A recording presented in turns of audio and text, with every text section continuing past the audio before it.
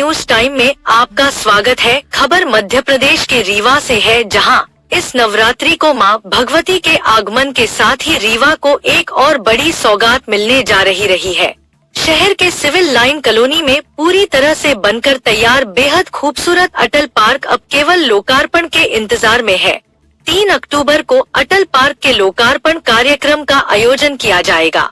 प्रदेश के उप मुख्यमंत्री राजेंद्र शुक्ल के हाथों अटल पार्क का लोकार्पण किया जाएगा। इसी दौरान भव्य भक्तिमय कार्यक्रम का आयोजन भी किया जाएगा, जिसमें देश के प्रसिद्ध सुर सम्राट सूफी व पार्श्व गायक कैलाश खेर भक्ति गीतों से भक्तों को मंत्रमुग्ध करेंगे। दरअसल प्रदेश के विकास में कोई कसर न छूटे, इसके लिए प्रदेश सरकार के मुखिया डॉक्टर मोहन यादव और प्रदेश के उप मुख्यमंत्री राजेंद्र शुक्ल लगातार प्रयासरत है। प्रदेश के साथ ही अगर रीवा की बात करें तो यहाँ पर एक के बाद एक लगातार कई विकास कार्यों का लोकार्पण किया जा रहा है। शहर को सुंदर और स्मार्ट बनाने के लिए उप मुख्यमंत्री ने बड़ी मुस्तैदी के साथ जुटे हुए हैं। हाल ही में उन्होंने सिरमौर चौराहे पर स्थित भव्य third leg flyover bridge का लोकार्पण किया था। इसके बाद अब फ्लाई ओवर ब्रिज के समीप ही बड़े शहरों के तर्ज पर बनकर तैयार हुए अटल पार्क का आगामी 3 अक्टूबर को लोकार्पण किया जाएगा। आपको बता दें कि सिविल लाइन कॉलोनी में 70 वर्ष पुराने 50 से ज्यादा शासकीय भवन को गिराकर करीब 10 एकड़ जमीन में शहर वासियों के लिए एक व्यवस्थित और विशाल पार्क का निर्माण कराया गया है। पार्क का नाम भारत रत्न पूर्व प्रधानमंत्री स्वर्गीय अटल बिहारी वाजपेयी के नाम पर रखा गया है। 3 अक्टूबर को डिप्टी सीएम की उपस्थिति में पार्क का लोकार्पण होने जा रहा है और इस खुशी के अवसर पर मशहूर गायक कैलाश खेर अपने गीतों की प्रस्तुतियां देंगे। दरअसल रीवा शहर में विकास कार्य तेजी से हो रहे हैं। यहाँ पर सड़कों के साथ ही नए मल्टी सुपर बाजार का निर्माण हुआ, लेकिन शहर में एक भी व्यवस्थित पार्क नहीं था जहाँ पर लोग दिन भर की भाग दौड़ के बाद शाम सुकून के कुछ पल बिता सके। इन सभी बातों को ध्यान में रखते हुए पार्क का निर्माण कराया गया है, जो अब बनकर तैयार है। इसी कड़ी में जल्द ही चोरहटा में बनकर तैयार हुए भव्य एयरपोर्ट का लोकार्पण होने वाला है।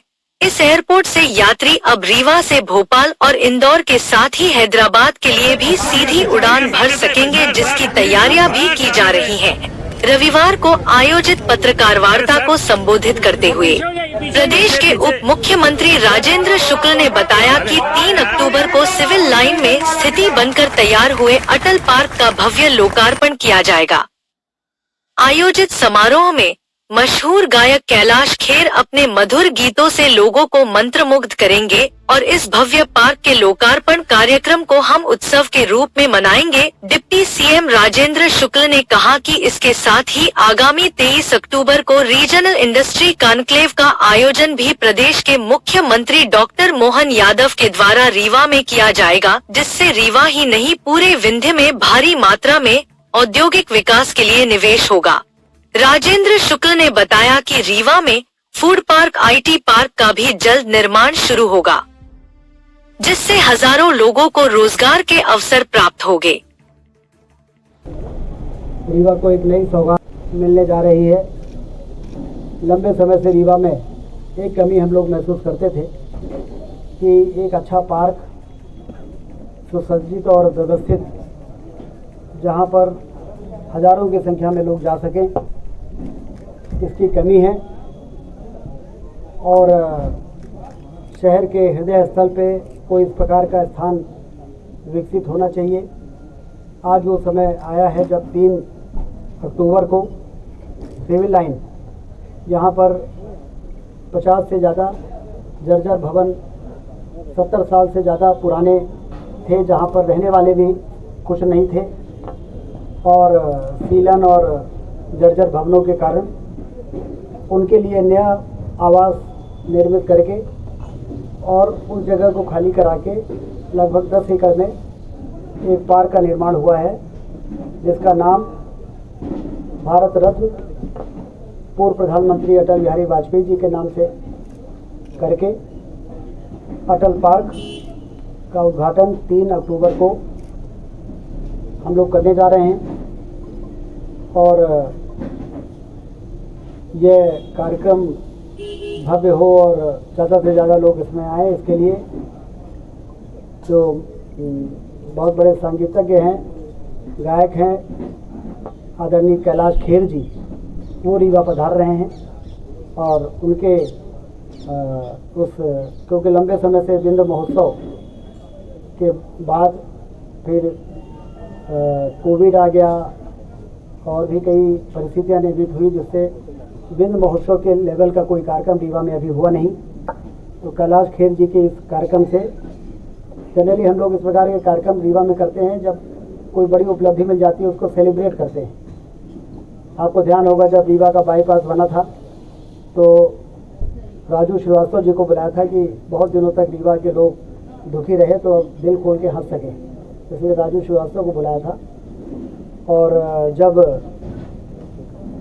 मुकुंदपुर में टाइगर सफारी का उद्घाटन किया था तो सवेरे मुख्यमंत्री ने टाइगर सफारी का उद्घाटन किया, रात में इंजीनियरिंग कॉलेज के मैदान में सोनू निगम का संगीत का बहुत बड़ा कार्यक्रम हुआ था बिंद महोत्सव के अंतर्गत। ऐसे ही जब राज कपूर ऑडिटोरियम का उद्घाटन किया था तो एनसीसी ग्राउंड में सब ये संगीत के कार्यक्रम हुए थे।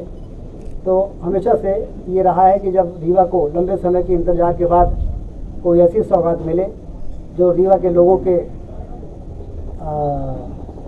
आत्मा को, दिल को खुशी दे सके, तो सिर्फ उस कार्यक्रम का उद्घाटन बनना हो, उसके बाद उसका सेलिब्रेशन भी होना चाहिए। तो सिरमौर चौराहे में फ्लाईओवर का तीसरा लेग जो बन के तैयार हुआ, उससे लोगों में बड़ी प्रसन्नता है। रीवा का एयरपोर्ट बन के तैयार हो गया है, उसको लेकर लोगों में बड़ी प्रसन्नता है। तो इसका सेलिब्रेशन होना चाहिए और इसलिए कैलाश खेर जी को बुलाकर 2 घंटे का 3 घंटे का जो भी उनका कार्यक्रम होगा उसमें रीवा के लोग उनके संगीत से आनंद उठाएंगे। 20 अक्टूबर के आसपास इसके उद्घाटन से की तैयारी होगी। मुख्यमंत्री प्रधानमंत्री जी ने सैद्धांतिक रूप से रीवा के एयरपोर्ट के निर्माण होने पर प्रसन्नता भी व्यक्त की है और इसके लिए वर्चुअल लोकार्पण के लिए मैंने उनसे अनुरोध किया था। मुख्यमंत्री जी भी साथ में थे और उन्होंने अपनी सहमति दी है। डेट जल्दी फिक्स हो जाएगा। अभी हम दिल्ली जा रहे हैं तो वहाँ पर और भी फ्लाइटें रीवा से शुरू हों, रीवा से इंदौर, इंदौर से हैदराबाद, हैदराबाद से रीवा, ऐसा एक सर्किट बन जाए।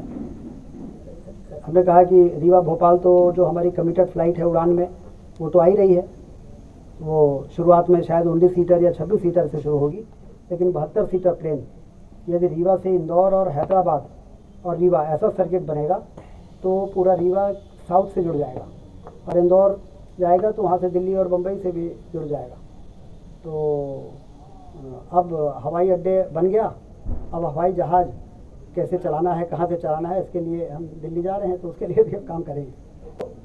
रीजनल इंडस्ट्री कॉन्क्लेव जो डॉक्टर मोहन यादव जी मुख्यमंत्री जी के नेतृत्व में हो रही है, पिछले दिनों सागर में हुई है, अब 23 अक्टूबर को रीवा में होगी, उसके बाद नवंबर में होगी होशंगाबाद में और फिर शहडोल में होगी। तो इसके बहुत अच्छे परिणाम मिल रहे हैं क्योंकि डिसेंट्रलाइज्ड जो इंडस्ट्री कॉन्क्लेव है वहाँ पर लोगों को ज़्यादा बेहतर तरीके से उस एरिया को समझने में का मौका मिलता है कि किस प्रकार के इंडस्ट्री लगाने का यहाँ पर स्कोप है। ये कॉलेज चौराहे में 60 करोड़ की लागत का हम आईटी पार्क बना रहे हैं और यदि हमारा हवाई अड्डा हैदराबाद और इंदौर और इन सब से जुड़ेगा तो आईटी कंपनियों को भी हम इसी आधार पर बुलाएंगे कि आइए हमारे यहाँ आईटी कंपनीज वाले। तो 7 या 8 मंजिल का कॉलेज चौराहे पे बन रहा है तो उसमें हम एरिया देंगे बड़ी बड़ी आईटी कंपनीज़ को, तो एक एक कंपनी हज़ार लोगों को रोज़गार देती है तो उसमें भी रोज़गार मिलेगा। और गारमेंट का आजकल बहुत चल रहा है गारमेंटिंग में कि पहले वो उस एरिया के लोगों को ट्रेनिंग कराते हैं सिलाई का और इस प्रकार की चीज़ों का और फिर अपनी फैक्ट्रियाँ लगाते हैं। तो गारमेंटिंग के क्षेत्र में भी कई ऐसे सेक्टर हैं जहाँ पर जैसे हमने रिन्यूएबल एनर्जी के सेक्टर में जो सोलर प्लांट लगाया उसकी चर्चा पूरे देश में है, उसी प्रकार से अन्य सेक्टर में भी हम काम करके और उभर सकते हैं। तो ये रीजनल इंडस्ट्री कॉन्क्लेव यहाँ पर औद्योगिक क्रांति लाने के लिए मील का पत्थर साबित होगी।